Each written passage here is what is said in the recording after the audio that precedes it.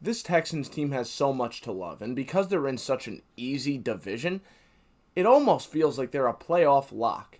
But there is one major fault that holds them back, and we'll get into that later, but I want to start this video talking about the change of offensive coordinator, going from Bobby Slowick to now Nick Caley.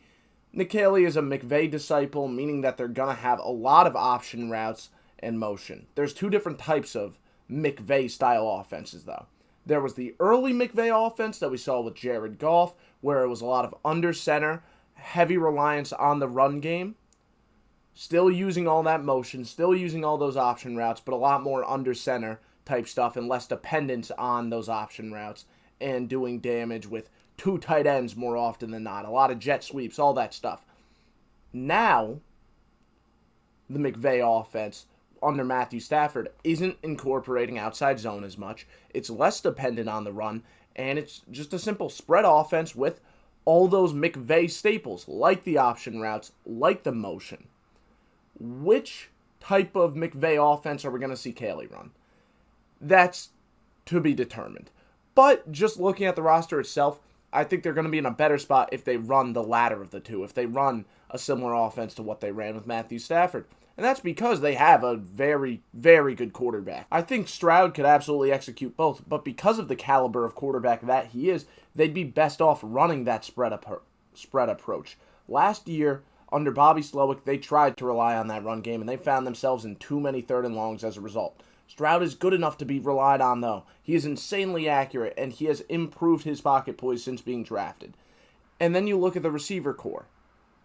This should be a pass-first team. They should be depending on C.J. Stroud and his arm in the passing game. There's no reason that this should have been more of a balanced approach team like it was last year. I mean, Nico Collins went on a complete tear early in the season. Before his Week 5 injury, he was leading the NFL in receiving yards by 80. He truly is one of the best wideouts in the league. Although he might not get the recognition for it, he is a game changer whenever he is on the field. And then they have a laundry list of guys right behind him. The Iowa State duo of Jaden Higgins and Jalen Noel. Christian Kirk was an offseason addition for them. That can do a lot from the slot. John Mechie has some ability, and I've always been a huge fan of Xavier Hutchinson. Now, it sucks that Tank Dell got hurt. He's expected to miss this season. When you're a smaller guy that runs as fast as he does, you tend to be prone to injuries. That's just the reality of this league. It sucks. He's a very good player, but he's supposed to miss this season. They also have a nice running back room with Joe Mixon and Nick Chubb. Nick Chubb is a guy coming off an injury. We don't know exactly what he is, but last year they were productive with Joe Mixon running behind a bad offensive line. So even if he has to be a one-man show once again, and Nick Chubb is really just coasting off name value, they'll still be fine. The running game will still be decent. Then Dalton Schultz will be a nice tight end for them, both blocking and receiving. The issue with this team, the number one glaring issue, is that they have the worst offensive line in the league. That's the reality. They have the worst offensive line in the league. I mean, last year Stroud was the most pressured quarterback, and their quote-unquote solution to that was getting rid of the best player on their offensive line and replacing him by the textbook definition of mediocre at left tackle. They got rid of Laramie Tunsil, brought in Cam Robinson, as if that makes this any better. Yeah, Laramie Tunsil held a lot. Okay, he was still way better down to down than anyone else that was on the offensive line. They added Laken Tomlinson, but it's Laken Tomlinson. It's the year 2025. He's not going to be a plus starter for you. Titus Howard is now a guard. Maybe that changes things, but still, there isn't anything really to like about this offensive line. Now, they do have two young tackles, Ariante Irsay and Blake Fisher. Maybe they could develop into plus starters, but they're both young developmental guys. And that development is much needed if they're going to even look like starting caliber players out there. The key for this team will be preventing the negative plays. And that's going to be tough because the O-line is as bad as it is. But I talked about it. C.J. Stroud has proven he could play under pressure and play under pressure very well. Joe Mixon kind of single-handedly elevated this rushing attack despite the O-line struggles. They are good enough everywhere else on the offensive side of the ball for them to still be good offensively. Although it will hurt them because there will be drives where they make some big plays and then ultimately they end up needing to kick a field goal because they got sacked on first down and found themselves behind the chains. It's the brutal reality. But I think they could get away with it. They're still a top 10 team for a reason. It's not quite a death sentence to have a bad offensive line, but you have to be a lot better everywhere else. And you look at the defensive side of the ball, and I think this is the type of defense that makes you say you could get away with losing a drive or two a game due to some bad blocking. Okay? Because this defense, it looks really good. D'Amico Ryans is the head coach of this team. He's a former Defensive Rookie of the Year, former Pro Bowl linebacker. You could tell with how this team plays that they're coached by a very ferocious, fiery type of guy that really gets them going. Because you watch everyone on this defense play, they all pursue the ball carrier, nonstop, high motor. It was everything D'Amico Ryans was good at as a player, encapsulated in an 11-man unit. You love seeing it. But it's not just that they play really hard. These are just great athletes out there. You start with the secondary.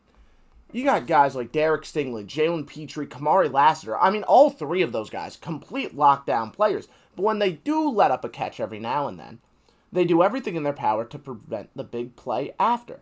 I mean, all three of them, unbelievable corners, especially Derek Stingley, who will lock down any wide receiver in the league. But let's say a quarterback does decide they want to try him. He's going to make a play, maybe force a turnover, okay? And he'll make some athletic plays on the ball to force that turnover. Then the safety room, C.J. Gardner-Johnson and Kalen Bullock, they are going to cover a lot of ground up top. And C.J. Gardner-Johnson is this kind of chess piece that you could do a bunch of different things with, and he'll be an impact player.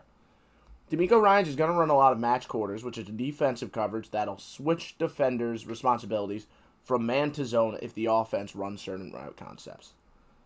Players have to be able to act on their toes quickly while also reacting properly. This is a group of guys that you could absolutely trust to do that. The defense also has three great inside linebackers, Henry Oto, Azeez Al-Shaair, and Christian Harris, all three of which great in this type of system. The only thing is they want to run their 4-2. They want to have 5 DBs on the field, which I can't blame them because they have 5 great DBs. And because of that, you have to force one of them off the field. I'm assuming Christian Harris is going to get the short end of the stick because he missed some time with injury last year. Will he be 100% after that? We don't quite know. But they have the versatility. If you're a team that wants to run 2 tight end sets, put a fullback out there. They're not afraid to switch into their 4-3, match your personnel, and then beat up on the run game, okay? They have that versatility. It's very nice that they're able to do that. But they're going to base out of the 4-2. The point is, though, they have 3 inside linebackers that can play very well in this type of system. But the highlight for the defense has to be the edge rush duo.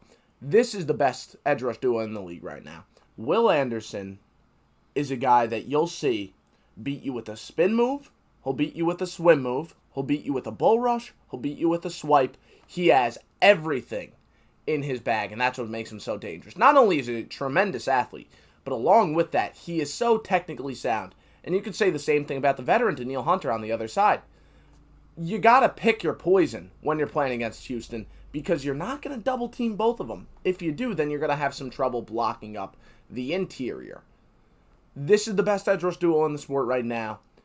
And it's very important that they have that good of a defensive line because when you're running a lot of match quarters, you're not going to blitz too much. And you have to be able to trust your front four to consistently win their matchups. That's exactly what that duo of Hunter and Anderson do. Game in, game out. This is going to be a great defensive unit. The offense will have their struggles because that offensive line is very bad. But everything else about this team is great. Everything else. In fact, if they just had an average offensive line, this is a top 5 team in the NFL. It really is. But because the O-line is as bad as it is, you have to kind of pull back on them a little bit. And that's why they're number 9. Let's see how many games they can win struggling that much on the offensive line, though. For the Texans, I'm worried about the teams that have a very good defensive line. I'm worried about the teams that are going to send a lot of pressure. But when teams aren't going to send a lot of pressure, when teams don't have a very good defensive line, the Texans are going to win, and they're going to pick the opposing team apart. They really are. Now, a team like the Rams, they have a very good defensive line, but they're an example of where the Houston strengths can make up for everything else, right? Yes, Jared Verse is going to have a day. Yes, they are going to sack Stroud throughout this game. But we're going to see Nico Collins go off here because I don't think the Rams have a very good corner room, right? We're going to see Matthew Stafford put the ball in harm's way because the Texans are going to get to the quarterback a lot. And we know C.J. Gardner-Johnson, Derek Stingley, they're going to be opportunistic when there's a 50-50 ball up in the air. So I think the Texans win that one, even in L.A. I do think that Todd Bowles matches up very well against them, though, sending a lot of pressure, has a very good defensive line. I think that that's a win for the Buccaneers. Now, maybe the Texans can try and get the quick passing game going, considering that they're the home team here. They're at a little bit of an advantage. But we know that this Buccaneers team, that secondary, they're going to get physical. They're going to throw off route timing. I think that the Texans aren't going to win that one in week 2. I do think that they're going to beat their divisional opponent twice, right? I think that they're going to beat Jacksonville. I think that they're going to beat Tennessee. Jacksonville, yeah, Hines Allen, Trayvon Walker, okay, they might be able to get in Stroud's face a little bit. But do we really think the Jaguars are going to score too much? Like, yeah, they have a very good receiver duo. Very good. Texans have a very good corner duo. If anything, it's a low-scoring game, but Houston still comes out on top right there. And I think Trevor Lawrence has the same problem as Matthew Stafford here. You put the ball in harm's way, that's going to go well for Houston. They're an opportunistic defensive unit.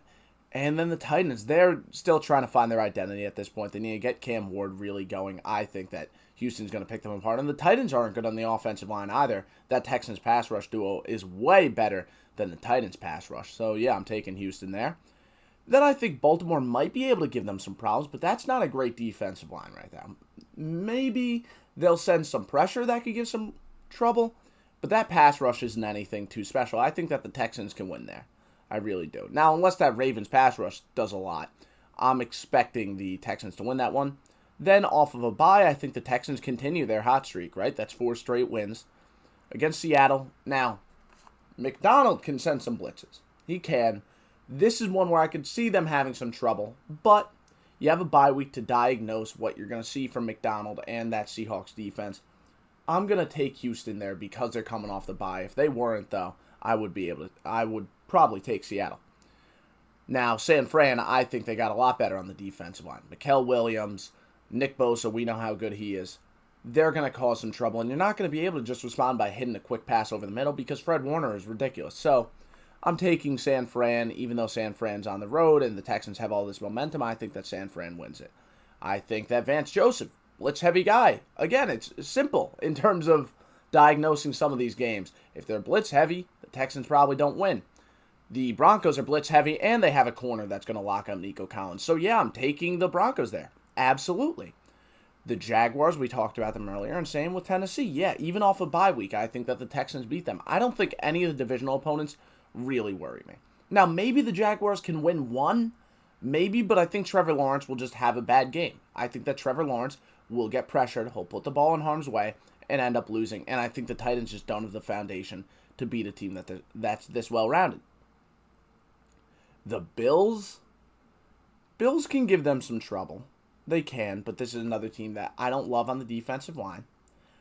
I think that if the Bills win this one, it's not because they match up against the Texans overly well. It's just because they're the better team, which they are. The Bills are. But it's in Houston, so I give them that advantage. I think the match quarter stuff can work well against Josh Allen, but it's also possible if Josh Allen's just having one of those days, the Texans are kind of just shit out of luck. So this is almost kind of a coin flip, but the Texans are the home team, so I'm giving them the advantage there. Texans coming off of a mini bye against Indy. Indy's run game is damn good. I acknowledge that, and I acknowledge, if you're going to pinpoint one area of the Texans where you're like, oh yeah, I think that we want to attack that on the defensive side of the ball, it would be the interior defensive line, but it's still not bad at all, and they still have some good linebackers behind them, and you can't just ignore the edge rushers, so I think the Texans will still cause them some trouble, but maybe the Colts win one, maybe, potentially. But I have the Texans winning this one off a mini bye, even though it's in Indy. The Chiefs, later in the season for the Chiefs, between like week 11 and week 15, the Chiefs can always get caught sleeping, it feels like. But mini bye, Andy Reid off a mini bye, he tends to have his guys prepped and ready, especially against a team that's going to be as good as Houston. I don't think he'll really come into this game and undermine Houston, So I think the Chiefs win that one. They're also going to be a team that can blitz you a lot using Spagnuolo. Now, I don't think the Cardinals are going to blitz much because they are another match quarters heavy team. DeMeco Ryans understands that type of defense, and he's going to have his guys ready to attack it. Now, the question becomes that offense for the Cardinals, Marvin Harrison, Kyler Murray, they're going to be another team that can run the ball well, similarly to Indy. Can they try and beat you that way? Maybe, but I think the Texans generally just match up very well here from an X's and O's perspective. Then the Raiders, they're a team that also won't blitz much. I don't think... Now, maybe Ashton Genty gives them a lot of trouble, but again, I don't think they'll be bad at defending the run. I just think they'll be way better at defending the pass.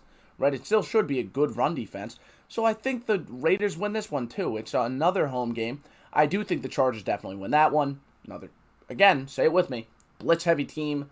That causes problems for Houston here. I think the Chargers, this one I would say is kind of a lock. Right? Now, if the Chargers really sell, okay, fine. But I think the Chargers really match up against them very well. And then Week 18, we talked about it earlier. Maybe the Colts can get an upset, but I think Houston is going to beat their division in all 6 games. I really do. Second seed in the AFC. That's how I have the Texans finishing. 12-5 record. They're a good team with a schedule where there's a lot of winnable games. They're going to play some tough opponents like Baltimore, like the Bucs. But I still feel very good about them. That's it for the Houston Texans. I hope you enjoyed. I'll see you next time.